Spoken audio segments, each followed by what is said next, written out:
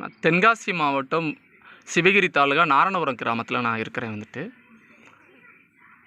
இவங்களுக்கு இந்த அம்மாவுக்கு 3 குழந்தைங்க. அவங்க வசிக்கிற வீடை பாருங்கள் எப்படி இருக்குன்னு பாருங்கள். அதை மழை பேஞ்சா அப்படியே தண்ணி கீழே விழும். இந்த பையன்தான் மூத்த பையன். இந்த பையனுக்கு 17 வயசு ஆகுது. இந்த பையனால் நடக்கவும் முடியாது. ஆக்சுவலி என்னென்னா சாப்பிட்றதும் இவங்க அம்மா தான் அவங்களுக்கு ஊட்டணும் அப்படிங்கிற ஒரு சூழல் இருக்குது. அதுக்கப்புறம் இந்த 2 குழந்தைங்க பெண் குழந்தைங்களையும் இவங்க தான் வளர்க்குறாங்க. இந்த 2 பேரும் இப்போ ஹாஸ்டலில் படிக்கிறாங்க. இவங்க அப்பா அவங்க எந்த உதவியும் இல்லை. அதனால் இப்போ என்ன அப்படின்னா இவங்களுக்கு ஒரு சின்ன ஒரு வீடு ஒழுகாமல் அமைச்சு கொடுக்கணும் அப்படின்னு சொல்லிட்டு நினைக்கிறோம்.